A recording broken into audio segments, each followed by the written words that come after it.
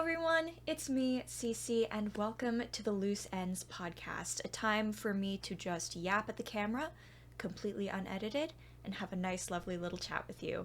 I am still not used to this format, I will say, so it's gonna be a little bit strange getting into things, but we have started our 10-minute timer, and we're gonna go ahead and start the episode.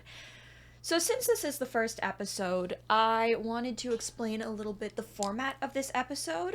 I am going to be working on projects throughout this episode, and the projects will be loosely wrapped in with a theme for today. So we're going to discuss the theme, we're going to discuss the project, we're going to yap for 10 minutes, we're going to check in with how we're doing, we're going to yap for another 10 minutes, and see how much we've gotten done today. So, the theme of this episode is fulfillment, and this project that I am working on right now ties into this theme because it is a sweater that I am making for my best friend.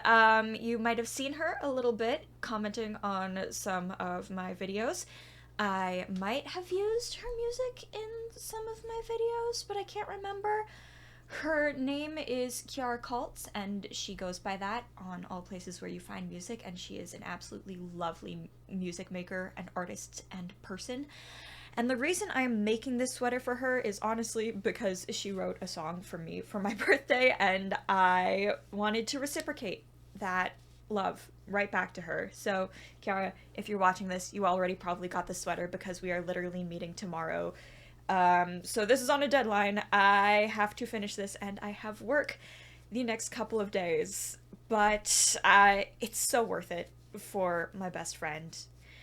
Making things in general is incredibly fulfilling to me. I tend to make things every year over the holidays. It is currently December 27th.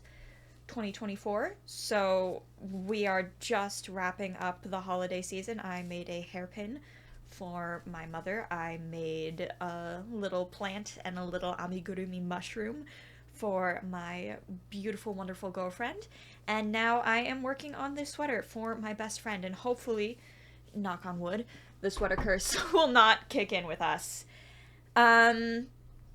And this ties into the theme because I find hanging out with friends very fulfilling, but for the longest time, I didn't realize that was the case. So we're going to take it all the way back to when I was a kid and when I actually came up with this username, The Quiet Cici. I wasn't a very social kid. When I was younger, I spent a lot of time by myself. I found a lot of fulfillment through academia. I was also a dancer, so I was a very busy kid. And I thought that a lot of my time spent by myself was by choice. But really, it wasn't. I prioritized work and academia over my social relationships, and I didn't realize that that was something that was hindering me until I got into college. And freshman year was okay, but in 2019 I had a little bit of a mental dip. I was going through my first breakup. I lost a lot of friends at that time, and it was also right before the COVID-19 pandemic. So after that incredibly tough experience for me, oh dear, that was supposed to be a pearl. Didn't mess anything else up there. This is the problem with doing podcasts while I am trying to create things, is that I want to focus on what I'm creating, but I also need to focus on what I'm saying. Where did we leave off? We left off in 2019, 2020. It was a tough time for everyone. I specifically was living on campus at that time when most of my friends were back home. I was in isolation doing most of my classes via Zoom and spending probably 90% of my time in a room not much larger than this on a computer with no social interaction. And it was tough. It was really tough. So that was the beginning of my poor mental health and kind of the start of this journey to trying to improve my life and figure out what is fulfilling to me. And it's very, very much the start of the journey. I really didn't start investing more time and energy into it until probably like this last September or October. But this was really like the seed from whence this like beautiful plant of my mental health started to grow, as cheesy as it may sound. During my senior year of college, I started to make more friends, and although a lot of them drifted away after graduation, a couple of them stuck around, and I was able to make more friends outside of college, one of those being my very, very, very good friend Kiara Cults. I also started to try and invest more in my love life, which I hadn't historically done, which led me to my beautiful, beautiful girlfriend that I have now. And I have had some wonderful experiences getting to know people all along the way. This past year has been an incredibly social year for me, and one where I invested a lot into my relationships, which has been very fulfilling for me. However, as always, there is more that I could be doing, and in around September or October, like I mentioned earlier, I actually started to take more time to invest in my mental health, which is a beautiful, beautiful thing.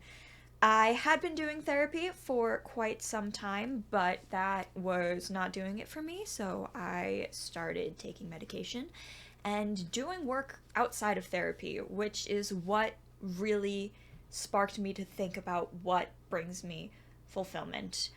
I have a lot of hobbies, and I realized that a lot of them actually don't bring me a lot of fulfillment. Like, technically speaking, video editing and knitting doesn't actually feel very fulfilling to me, which is a bit ironic because people are always like, oh, like, you must be so passionate about knitting or, like, video making, when in reality, I'm really not. Like, I enjoy it, but it doesn't really make me feel good. So what I have discovered makes me feel good in this work outside of therapy, this very important work outside of therapy, is really two very simple things: movement and quality time. That is literally it. That is all that makes me feel fulfilled in life. Now, obviously, love time or time with loved ones has to come in moderation. I still am a bit of an introvert. There is a reason that I still call myself the quiet Cici and not Cici the yapper. And that is because I do love my time to myself. And that's where this comes in. The knitting, while watching things, just silly little YouTube videos or TV shows that I'm watching, really is a way to help me relax and is a wonderful balance to the new social time that I am starting to invest more in.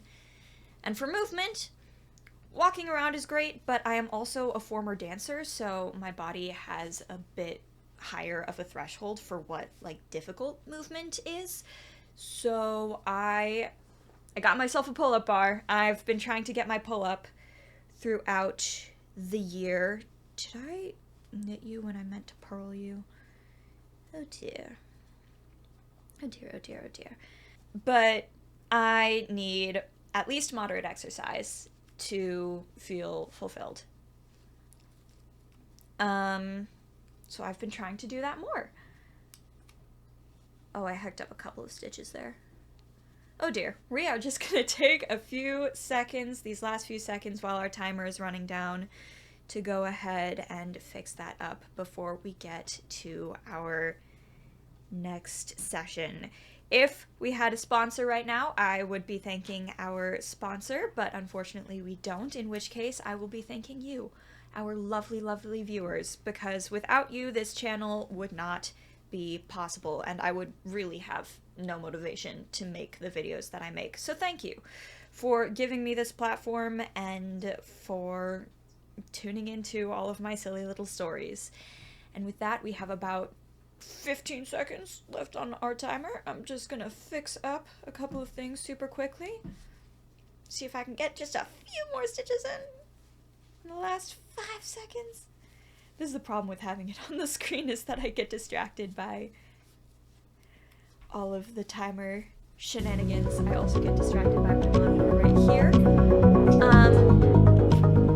That was our time though, and this is what we've got. I'm working on this lower ribbing right here. I'm doing a cute little twisted rib, which I also did up at the collar. It is going to be a cropped sweater, which I've been in collaboration with my sister's, not my sister's friend, my friend's sister, and she said that she was a cropped girly and said that the yarn felt like a hug. So I might do, unlike some of the raglan increases, I'm considering doing like a red, what's the word? Duplicate stitch. I just learned how to do duplicate stitching, and I'm considering doing red duplicate stitching in the same yarn. This is the Lions brand Wool Ease in, I don't know if it has color or sizing. It is called the Thick and Quick Wool Ease specifically. Quality since 1878. That is a very long time. In their size super bulky, and that's just a nice acrylic wool blend with just a little bit of viscose in there. So hopefully it shouldn't shrink too much if she accidentally puts it in the wash, but this is the yarn. And it has a nice texture. It's very warm. I'm usually not an acrylic fan, but this feels good. It feels good. It's a good price point. It works up quickly. I got 4 balls of yarn for this project, but I think No, I am probably going to need 4 balls now that I'm thinking about just like mathing out everything, because this is around about 2 balls, and then you think like 1 for each sleeve. Should be good. Anyway, let's restart our 10-minute timer super quickly and continue with how I actually fit all of this into my life. Because the things that make me feel fulfilled are not very lucrative. Actually, most of the things that I dabble in are not very lucrative, and this has been quite the journey for me.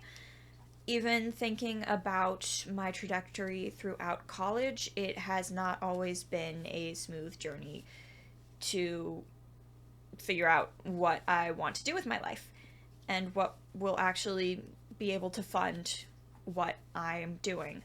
I started my life thinking that I wanted to be a professional dancer, and that fell off the wayside pretty quickly. It happened during college auditions.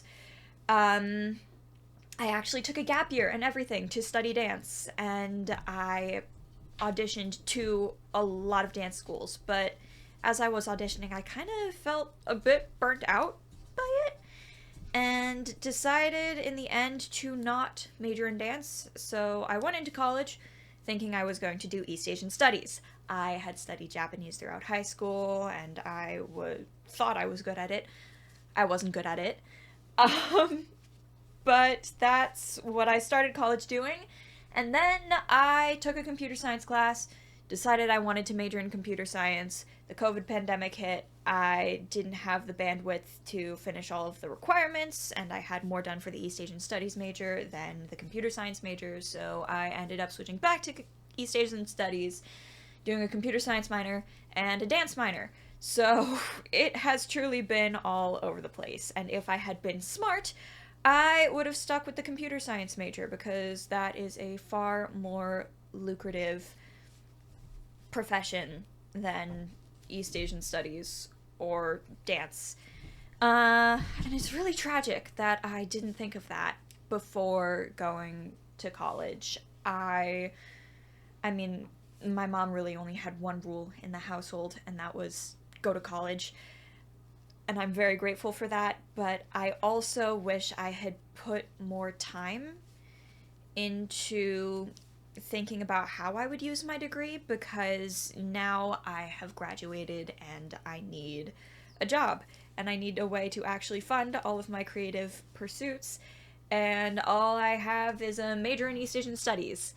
So we're doing great. I am very lucky that I have a couple of little jobs here and there. I currently work at a bookstore, and I am also a tutor, so I lucked out there, but I am still struggling with finances. The belt is a little bit tight, and I want anyone who is currently going through the college process, whether you are applying to colleges or maybe you're a freshman trying to pick your major, to think about how you will be able to fund the life you want to live. That is something that I was determined to not think about. One of my therapists even told me to focus less on what I was passionate about and think of ways to fund it, and to think of a job more as a job and not something to be passionate about. And that is honestly the best advice I had ever received, even though I didn't realize it at the time. In fact, I was a little bit mad at it at the time because I had come from an artistic background and I wanted so badly to pursue a career that I was passionate about. But that was very much founded on having mommy and daddy's money to fund whatever I was doing. And once I graduated college, I realized that having a stable career that was just a career to fund the things that you want to do is so much more effective than actually trying to make a career out of your art, which will be the subject of next episode. So I'm trying to pivot now. I have been thinking about ways to fund my artistic career, and obviously if I start making money on the side from a couple of my artistic things, for example, if my YouTube channel started making money, that would be incredible. I don't see that happening anytime in the near future. How many rows of this have I done? 1, 2, 3, 4. So this is number 5 that I'm working on. Okay. Maybe 7 rows of ribbing? I'm getting a bit sidetracked. Please don't mind me, everybody. If I did end up making a career out of my YouTube channel, the problem is I think I would get burnt out of it anyway, and I would just want to spend my free time hanging out with friends and going to the gym, which is incredibly ironic because this is supposed to be something that I'm passionate about, and evidently it's not turning into something that I want to pursue a career in. And that's totally okay, because I'm very much at peace with my career as a means to do things that I'm happy about, like pay for gym memberships, or go to nice restaurants with my friends, or buy nice gifts for my friends, or experience things, or go to dance classes. It's $20 a pop. Dance classes are expensive. But that is how I am working all of these little things into my life. I just make a little bit of space for them every day, make sure I actually have the funds to pursue these things, and then intentionally make time to do it and really listen to myself as well, because that's something that I've struggled with in the past. Not listening to myself has been a big issue for me, especially in social settings where there's lots of other people and it's like, oh, well, I feel a little bit tired or a little bit sick, so I don't want to ruin the social outing, so I'm just gonna suck it up, which is dumb because people can tell when you're not at your best. And when you take care of yourself, you can also take care of those around you. A little bit of a putting on your oxygen mask first sort of situation is how I like to think about it.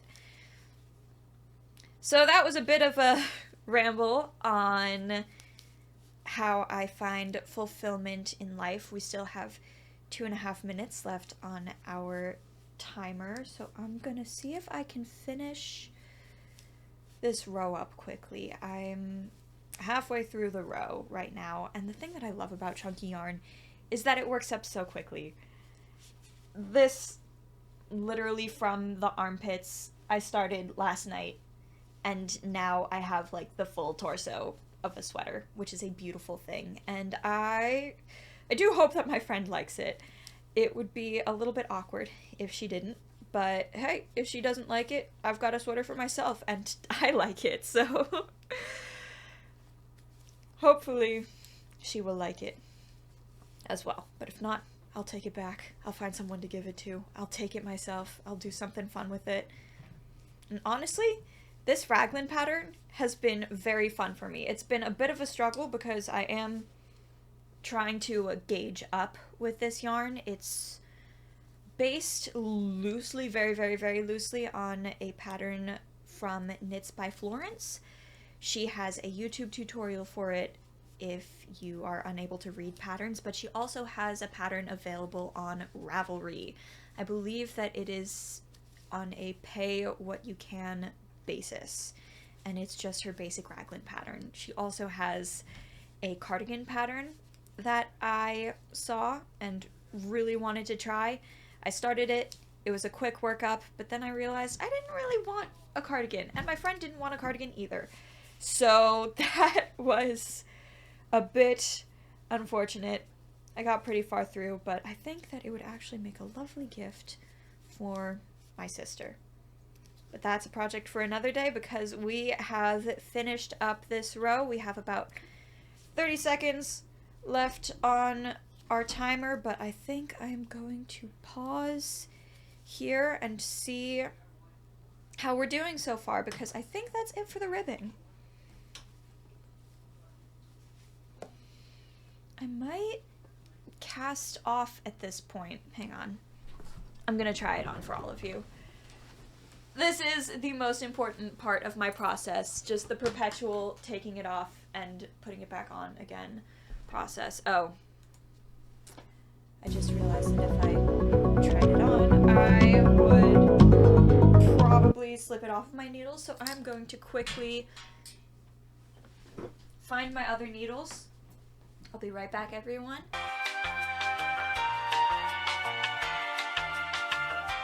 Alright, I have slipped this on to another set of needles.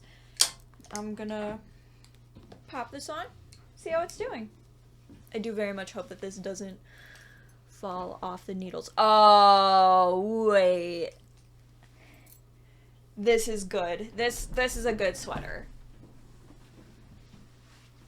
Okay, I think that it is going to be a good cropped length. My friend does like cropped sweaters. I might do maybe 1 or 2 more rows of ribbing. How many do I have now? 1, 2, 3, 4, 5. So I'm gonna finish this 6th row, maybe do a 7th row, finish it off. But this is coming along like really well so far, and my friend and I are about the same size in the torso. If anything, she is a little bit smaller than me. There's a mirror over there, so that's why I'm looking over there for those of you who are watching along with listening. But this is a good fit. I did a little bit of decreases in the side, and I think that turned out very well. It's got a nice shape to it. I think she's gonna like it. I really think she's gonna like it. I'm so excited. Okay. Now I want to make one for myself. This pattern is gonna last me a lifetime, and now that I have the basic raglan pattern nailed down, this is gonna be so good. I'm so excited. Thank you all so much for watching. If you liked this video, please make sure to like down below. Comment what you do to fulfill yourself or any opinions that you have on finding fulfillment. And in the spirit of funding things that we are passionate about, I am running a bit late for work, so I am going to wrap it up super quickly. Thank you all so much for watching. Don't forget to subscribe if you want to see more of my lovely face, and I will see you in the next video. Goodbye!